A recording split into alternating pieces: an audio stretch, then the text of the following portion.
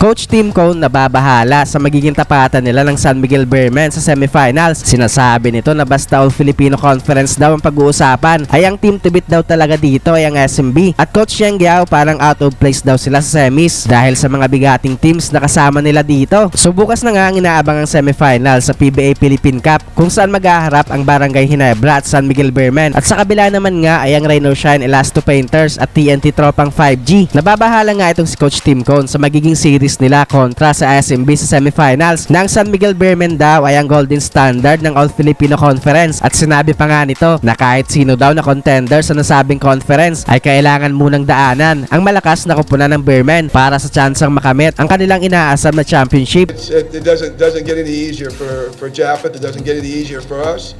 Again, we know how great San Miguel is, and we know we have to get through them to have a chance to win a championship.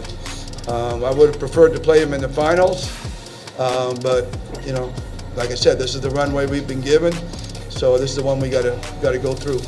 Alam naman nga natin na dominante talaga itong SMB sa Philippine Cup, lalo na noong era ng kanilang Death 5 na binubuo ni na Junmar Fajardo, Arwin Santos, Marcio Lassiter, Alex Cabagnot at Chris Ross. Simula nga 2014 hanggang 2019 ay puro San Miguel ang nag-champion sa Philippine Cup. Tanging Ginebra nga ang bumasag sa kanilang streak na yon matapos sila mag-champion noong 2020 sa PBA Bubble sa Pampanga. Kaya ngayon nga ay magiging challenge sa Ginebra ang talunin ang stock of Filipino lineup ng SMB na kahit second unit nila ay pwedeng maging first five sa liga. And I mean, I think that's really been obvious. When they go all Filipino, they are motivated and they are confident and they play really tight together.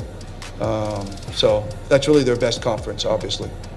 Nababahala din nga si Coach Yeng Guiao sa mga kalaban nila sa semis na TNT Tropang 5G. Sa naging past 2 conference nga ay 2 beses silang pinaiyak ng TNT. Sa pangunguna nga yan ng kanilang import na si Ronday Hollis Jefferson. Pero ngayon ngang All Filipino lineup ang 2 kupunan ay hindi pa rin nga kampante si Coach Yeng na magiging madali na lang kalaban ng Tropang 5G. Ayon nga kay Coach Yeng Guiao na kahit wala daw ngayon sa kanila si RSJ ay sobrang lakas pa rin daw ng kanilang lineup. Tapos tumagdag pa si na Jordan Heading at BGR. Basta susubukan lang namin kung ano yung kaya namin, no? TNT, champion team, going for a Grand Slam, but andiyan kami, lalabanan namin sila, tingnan natin kung hanggang saan yung aabutin namin, no?